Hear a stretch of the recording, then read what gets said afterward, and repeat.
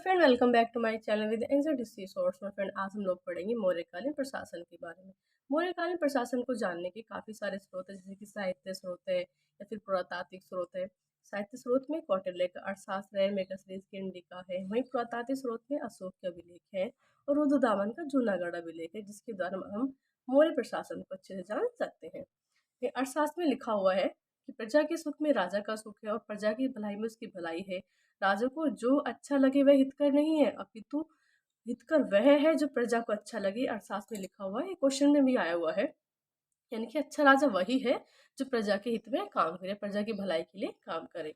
जो मौर्य प्रशासन है, ये भारत की प्रथम केंद्रीकृत प्रणाली का उल्लेख होता है। यानी कि जो अच्छा प्रशासन मिलता है या विश्व प्रशासन मिलता है, वो मौर्यकालीन प्रशासन में देखने को मिलता है।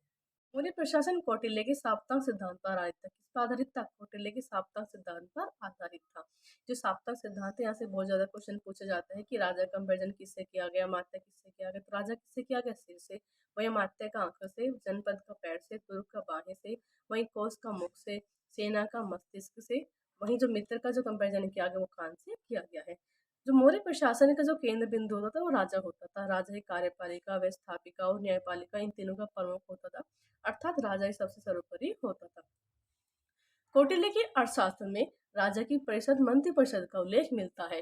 मंत्री परिषद का उल्लेख कहाँ मिल रहा है? कौटिल्य के अर्थशास्त्र में मिलता है।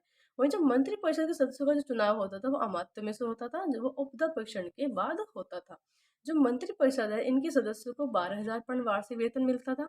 मंत्री परिषद सदस्यों का वेतन कितना था? 12,000 पर्ण मिलता था। वही मंत्री मंत्री में जो कुछ महत्वपूर्ण सदस्य थे, जैसे कि प्रधानमंत्री है, पुरोहित है, सेनापति है, या सन्निधाता है और युवराज वगैरह हैं, इनका जो वेतन था वो 48,000 पर्ण वार्षिक होता था। अर्थात इनका जो वेतन था सबसे ज्यादा होता था।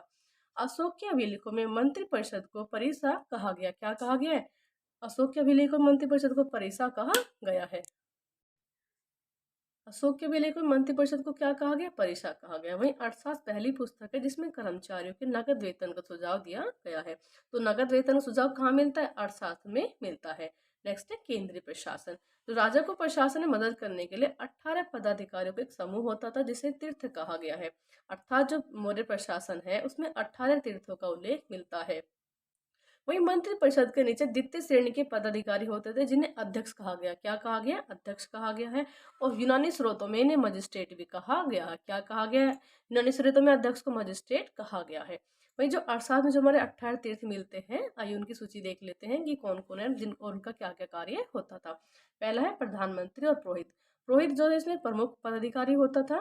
चंद्रगुप्त मौर्य के समय दोनों विभाग कौटिल्य के अधीन थे। चंद्रगुप्त के समय किसके अधीन थे? कौटिल्य के अधीन थे। वही बिंदुसार के समय खल्लाटक को मिल जाते हैं जब ये प्रधानमंत्री बनता है। वही अशोक का जो प्रधानमंत्री था वो राधा गुप्ता, यानी कि विभाग अशोक के समय राधा गुप्त को मिल जाते हैं।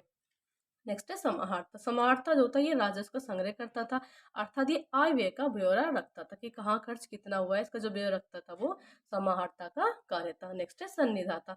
सन्निधाता ये राजकोष के कोषाध्यक्ष होता था। हाँ, वही जो सेनापति था ये सेनाध्यक्ष होता था, अर्थात ये सेना का सर्वोच्च अधिकारी होता था।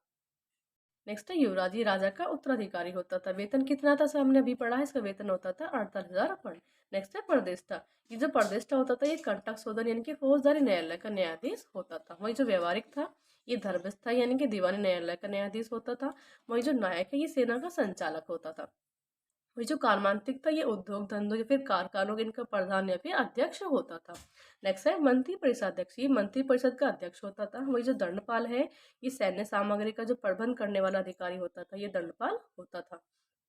वही जो अंतपाल होता था ये सीमावर्ती दुर्गों का रक्षक होता था। यहाँ से बहुत ज्यादा क्वेश्चन पूछा जाता है फ्रेंड्स तीर्थों से कि किसका क्या कार्य है, तो आप इन्हें अच्छे से देख सकते हैं। तो अंतपाल का क्या कार्य है? सीमावर्ती दुर्गों का रक्षक होता था। वही जो दुर्गपाल है ये देश के जो भीतरी दुर्ग होते थे उनका प्रबंधक होता था। अंतपाल क्या होता? सीमावर्ती दुर्ग है वहां के रक्षक होता था। वही जो दुर्गपाल है ये देश के जो भीतरी दुर्ग है उनका प्रबंधक होता था।